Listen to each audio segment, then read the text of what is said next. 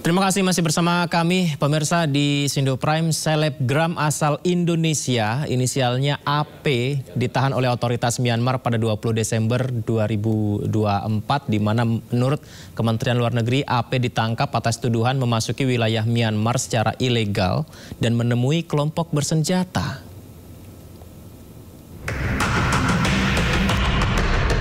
Selebgram asal Indonesia berinisial AP diduga ditahan junta militer Myanmar. Hal ini pertama kali disampaikan oleh anggota Komisi 1 DPR RI Abraham Srijaya dalam rapat kerja bersama Kementerian Luar Negeri pada Senin 30 Juni. Abraham menyebut WNI berusia 33 tahun yang berprofesi sebagai konten kreator dituduh terlibat dalam pendanaan kelompok pemberontak Myanmar. AP ditangkap otoritas Myanmar pada 20 Desember 2024. Yang terakhir, ini terkait dengan warga negara kita di Myanmar. Ada satu warga negara kita di Myanmar yang ditahan oleh pemerintahan Myanmar. Kemarin kami sudah komunikasi dengan Pak Yuda, PWNI. Dia ditahan karena terkait dengan imigrasi. Nah, alangkah baiknya bisa dikomunikasikan untuk diberikan amnesti ataupun dideportasi karena dia dituduh bahwa dia mendanai pemberontak Myanmar. Anak muda, Pak, umurnya seumuran saya 33, masih muda, padahal dia tidak ada niat untuk seperti itu. Dia hanya selebgram, suka bikin konten. Alangkah baiknya bisa diperjuangkan untuk bisa dikembalikan ke Indonesia, Pak Menteri. Sementara itu, menurut Direktur Jenderal Perlindungan WNI Kemenlu, Judan Nugraha, AP divonis 7 tahun penjara. Saat ini AP menjalani hukuman penjara di Insein Prison, Yangon, Myanmar. Meski identitas belum diungkap secara resmi, namun warganet menyoroti selebgram yang ditahan adalah Arnold Putra. Akun Instagram Arnold dibanjiri pertanyaan dari netizen yang mempertanyakan kebenaran kabar penahanannya.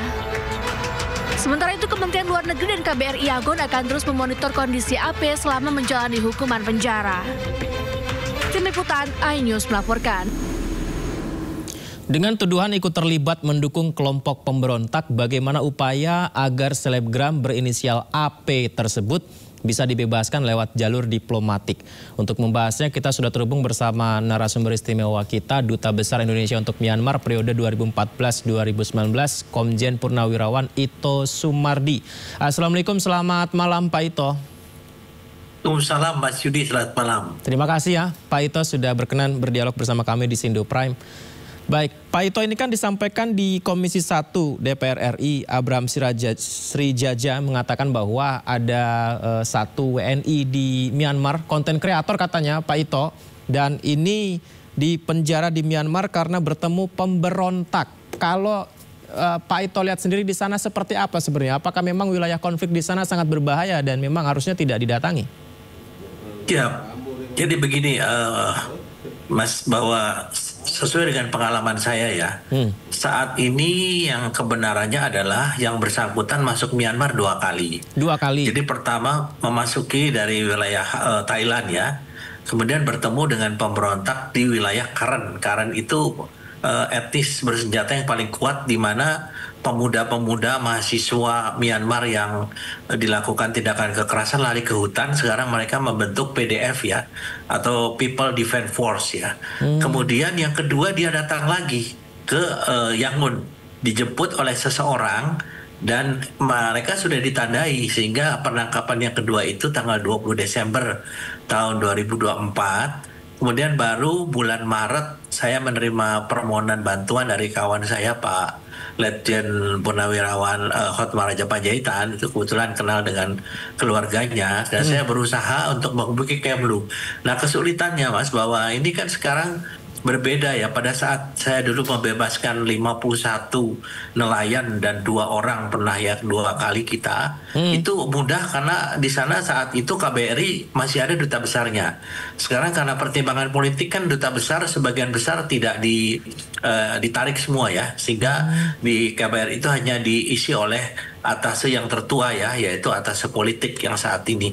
Sehingga ini harus dihandle dari Jakarta.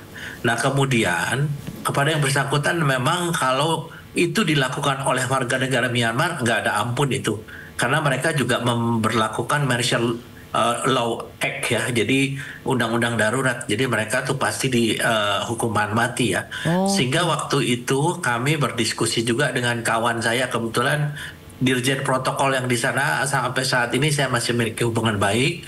Kemudian dipilihkan seorang pengacara yang memang pengacaranya cukup baik di sana ya, untuk bagaimana menjadi pendamping hukum bagi yang bersangkutan dalam persidangan.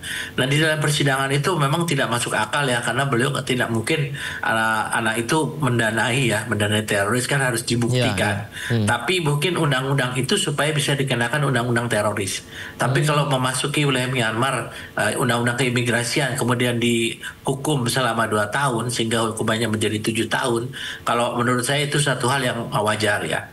Kemudian kondisi di Insean Yangon pada saat saya beberapa bulan, ya mungkin sekitar 3 bulan berusaha membebaskan 51 nelayan kita, itu memang sangat menyedihkan.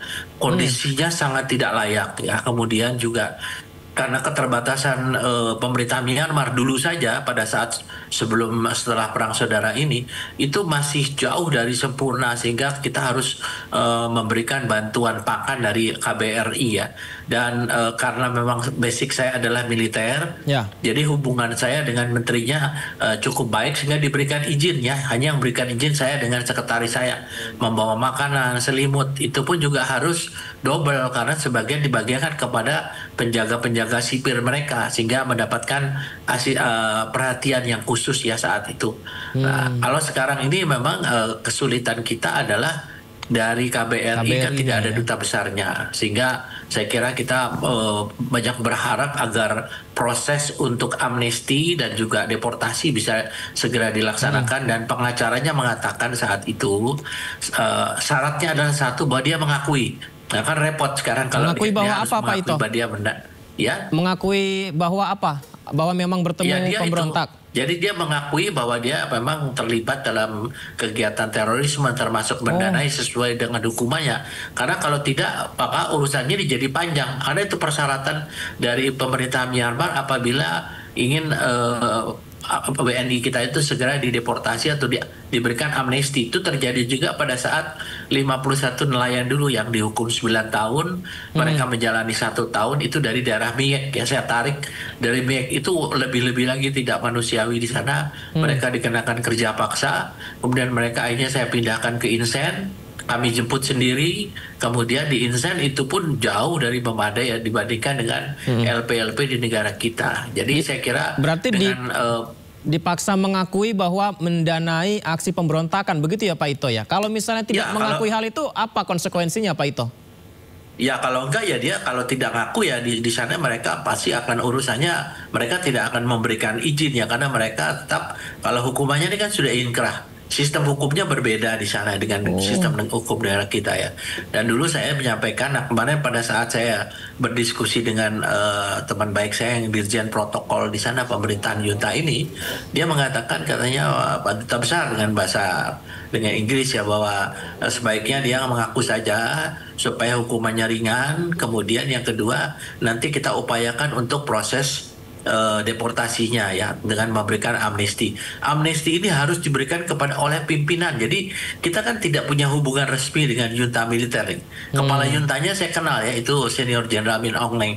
Tapi kan harus digunakan jalur diplomatik yang sifatnya official, resmi. Kalau tidak ya saya kira ini agak sulit untuk memenuhi permintaan dari teman-teman di DPR agar dia segera bisa dipulangkan. Menurut perhitungan saya demikian, meskipun Kemlu saat ini terus berupaya ya dengan pihak ketiga. Pihak ketiga mungkin kita bisa minta bantuan yang masih ada hubungan baik dengan pemerintah Thailand ya.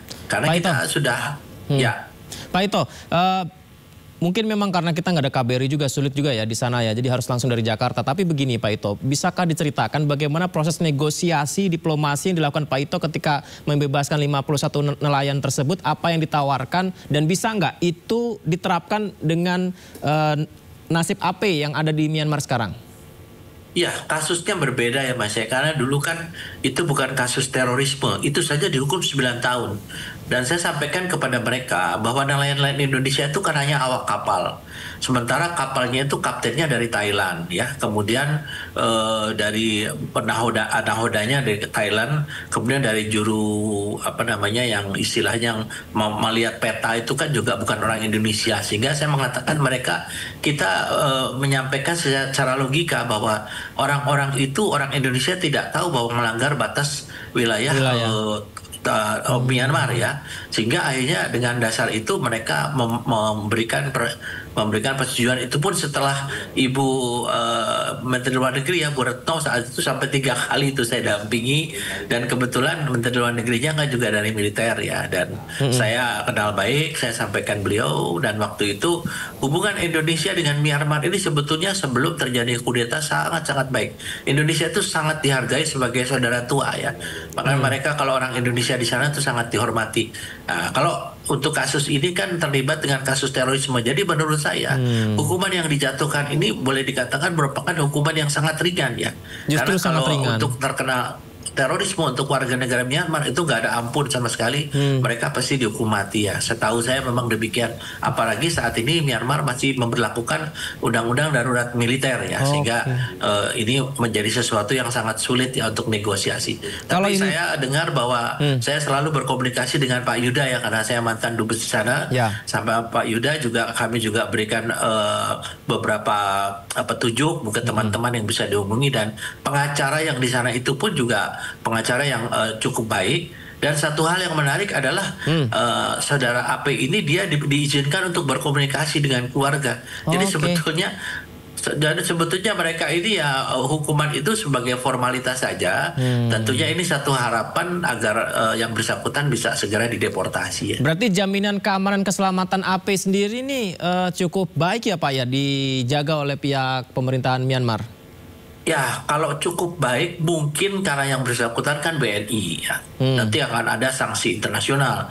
Tetapi kan kalau di instan saya tahu banget bagaimana mungkin ya perkiraan saya yang bersangkutan karena satu-satunya warga negara asing bisa saja dilakukan istilahnya kekerasan fisik. Dengan saya dengar kan napi yang lain gitu ya Pak, di penjara instan itu ya Pak? Ya, itu penjaranya di Yangon. Dan penjaranya itu sangat-sangat tidak layak lah ya, saya kira di sana.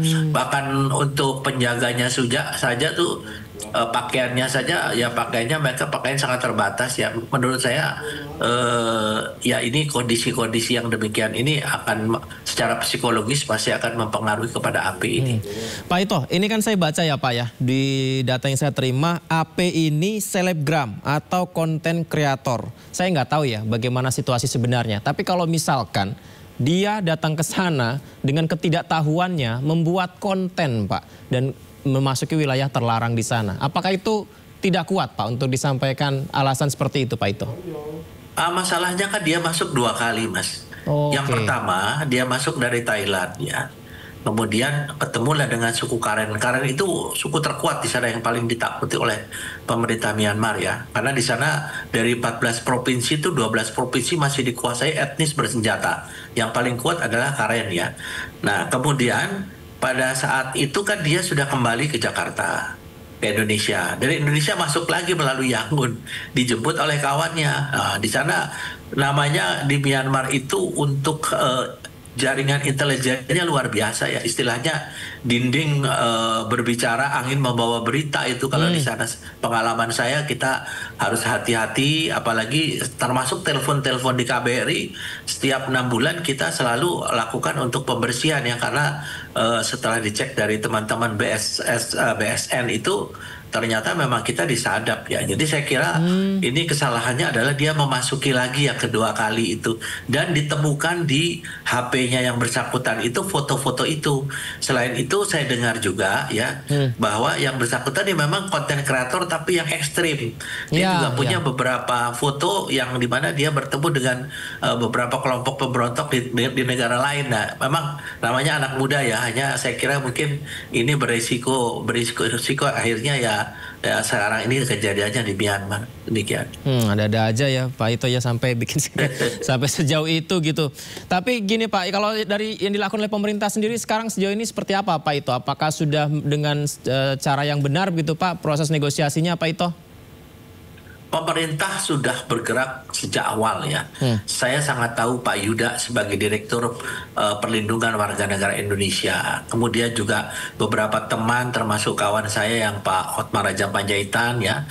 Kemudian saya juga menghubungi beberapa kawan dan kebetulan nanti tanggal 22 Juli bulan ini itu akan dilaksanakan pertemuan Legiun Veteran se-ASEAN di Indonesia dan ada 2 orang perwakilannya, kebetulan dua-duanya ini perwira tinggi dari militer dan saya kenal baik, dan meskipun kita tidak punya hubungan resmi tapi kita undang mereka datang. Salah satu upaya saya adalah bagaimana mencari menjajaki kalau bisa dia memberikan teman-temannya yang masih dinas supaya bisa memberikan bantuan kepada yang bersangkutan. Mudah-mudahan lah. Saya juga mau doanya karena ini kan upaya dari kita warga negara Indonesia kan harus diselamatkan dari sana dan kesulitannya sekarang karena tidak ada duta besar sehingga untuk pendekatan diplomatiknya itu terbatas dan harus di cover dari Jakarta. Demikian. Baik.